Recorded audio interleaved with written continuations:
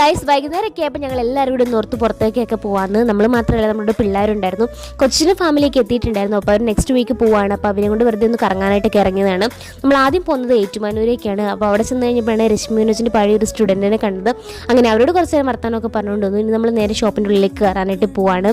Next month എനിക്ക് ഐവിയാണ് കോളേജിൽ നിന്ന്. അപ്പോൾ നമുക്ക് അതിനെ പറ്റി കുറച്ച് പർച്ചേസിങ്ങിനൊക്കെ ആയിട്ട് ഇറങ്ങിയതായിരുന്നു. ആദ്യം കയറിയ കടയിൽ എൻ്റെ സൈസിനെ പറ്റി സാധനങ്ങളൊക്കെ കുറവേ ഉണ്ടായിരുന്നുള്ളൂ. പിന്നെ നമുക്ക് അവിടെ നിന്ന് വേണ്ടാന്ന് പറഞ്ഞിട്ട് നമ്മൾ നേരെ ഡെക്കാത്തലോണിലേക്ക് പോയി. അവിടെ ആകുമ്പോൾ അത്യാവശ്യം എല്ലാ സംഭവങ്ങളും ഉണ്ടായിരുന്നു. നമുക്ക് വേണ്ട സംഭവങ്ങളെല്ലാം ആദ്യം അതിലെല്ലാം നോക്കി കിടന്ന് കണ്ടിട്ട് പിന്നെ നമ്മൾ അവിടെ സാധനങ്ങളൊക്കെ എടുത്തിട്ടാണ് ഇറങ്ങിയത്.